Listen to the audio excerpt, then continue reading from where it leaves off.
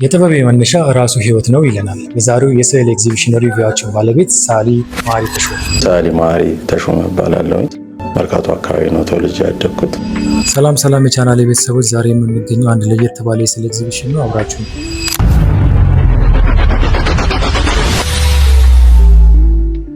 ማሪ ተሾመ ሐምሌ 4 ቀን 1983 ዓ.ም በኢትዮጵያ የተወለደ በአዲስ አበባ የሚኖር ዘርፈ ብዙ ሚዲያዎችን የሚጠቀምና በጽንሰ ሐሳብ ላይ ያተኮረ የእይታ ጥበብ ወይም ቪዥዋል አርት ባለሙያ ነው። ሳሊ ማሪ ተሾመ እባላለሁ።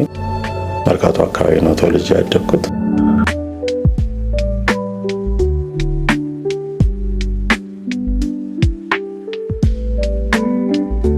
ዋና ከተማዋ እምብርት በምስራቅ አፍሪካ ትልቅ የገበያ ስፍራ በሆነው በመርካቶ አቅራቢያ ማደጉ ከመላው ሀገሪቱ የተውጣጡ የተለያዩ ባህላዊ እሴቶችን፣ ማህበራዊ ክስተቶችንና የህብረተሰብ ውህዶችን በቅርበት ለመታዘብ የሚያስችለውን ነፃና ምቹ አጋጣሚ ፈጥሮለታል።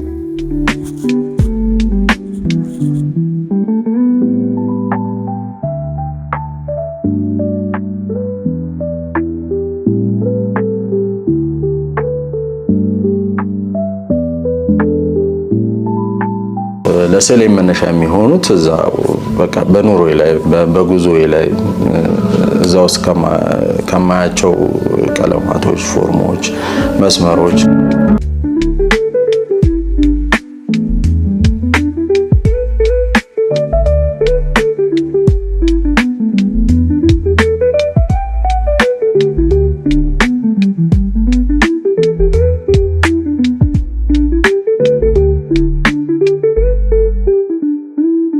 ማሪ ስነ ጥበብን በራሱ ጥረት ያጠና ስልፍታውት ባለሙያ ሲሆን ስራዎቹን በዋናነት የሰው ልጅ ከተፈጥሮ ጋር ያለውን ግንኙነት፣ በዲጂታል ዘመን የማህበረሰቡን ለውጥ ወይም እድገት እንዲሁም በህይወት ውስጥ ያሉትን ማህበራዊ ጥያቄዎች ለመመርመርና ጥልቅ ትርጉሞችን ለመቅሰም አውሏቸዋል።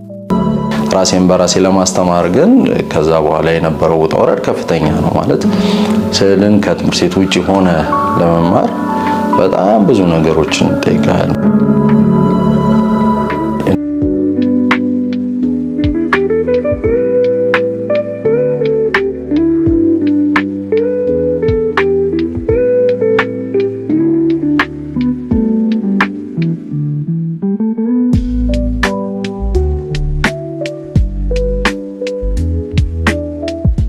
እነዚህን ሐሳቦች ስኬች ደብተሬ ላይ ከ10 ዓመት በፊት የሰራኋቸው ስኬቾች ነበሩና ከዛ ውስጥ ነው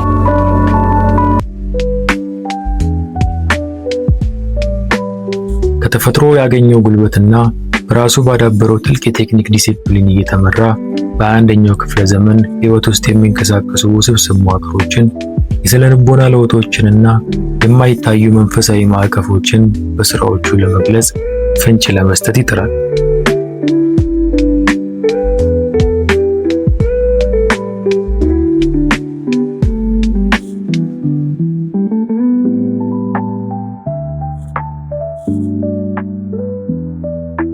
ሐሳቡና እንትኑ ከድመቶቹ ጋር ያለኝ ይሄ መንፈሳዊ ግዝበታቸውንና አንዳንድ ነገራቸውን ለመግለጽ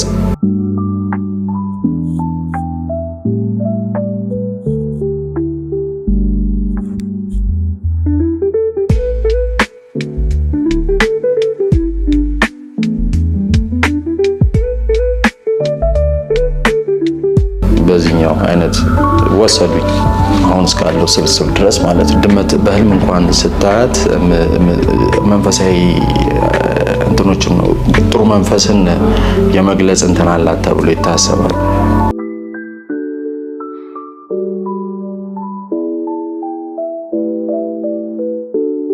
ሰዓሊው እንዲህ ይለናል።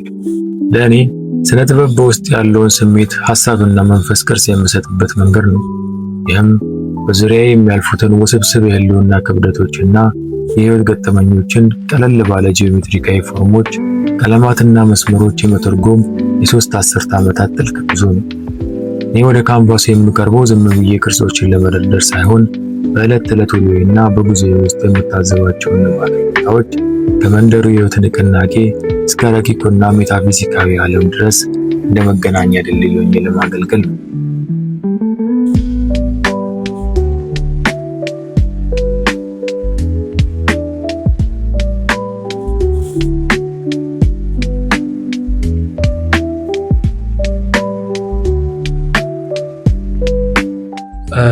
ለመናገር ስዕሎቹ በደንብ አስተውለን ካየናቸው ሰዓሊው በብሩሽና በቀለም እንዴት ነፃነት እንዳለው የምናይባቸው ስራዎች ናቸው።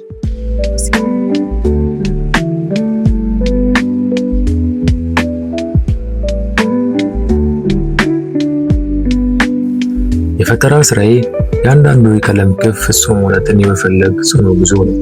ይህም እኛ በምናየውና በምንዳስሰው ቁሳዊ ዓለምና ከዕለት ተዕለት እውነታችን በስተጀርባ የሚንጸባረቁት ረቂቅ ማዕዘናት መካከል ያለውን ገደል ለማጥበብ የሚደረግ ጥረት ነው። የዚህ ስራ መነሻ ከ10 ዓመታት በፊት በንድፍ ደብተር ላይ ሰፍረው የነበሩትን ጥቂት የቀደሙ ስኬች ድንገት መልሼ ባገኘሁበት አጋጣሚ የተወለደ ነው። መጀመሪያ ላይ ያለምንም ቅድመ ሐሳብ እኔ ራሴ በማላውቀው ውስጣዊ ስሜት ውስጥ ወደዚህ ሐሳብ ከተገለጥኩ በኋላ ሂደቱ ሙሉ በሙሉ ወደ አዲስ የፈጠራ አቅጣጫ መራኝ።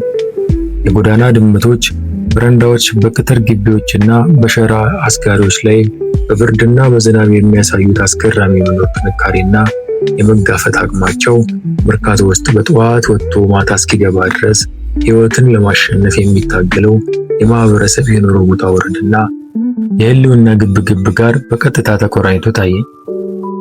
ይህ ስብስብ ከዚህ ቀደም በስፋት ሰራቸው ከነበሩት ማህበራዊ ጉዳዮች፣ ሰብአዊ ግንኙነቶች፣ የሚዲያ ተጽዕኖዎች እና መንፈስን በሰዎች ገጽታ ላይ ከተሰኙ የሪያሊስቲክ ስራዎች ይወጡ ያሉ ይበልጥ ወደ ውስጣዊ ስሜትና ወደ ረቂቅ አብስትራክት ሐሳብ ያዘነበለ ነው።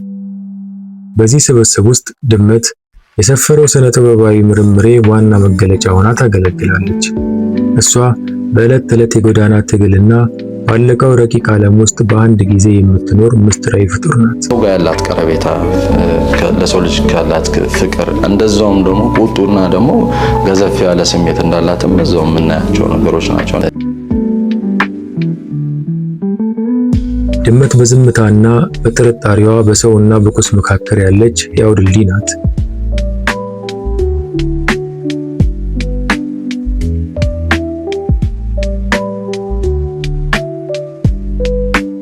ይሄኛው አራተኛው የሶል ኤግዚቢሽን በአርታይ ጋለሪ የማሳይበት ነውና እንግዲህ እዚህኛው ኤግዚቢሽን ላይ ማንኛውም ስዕል የሚያፈቅር ሰው ወይንም ደግሞ ስዕል የሚወድ ሰው መጥቶ ቢያይ ብዬ ጋብዛለሁ።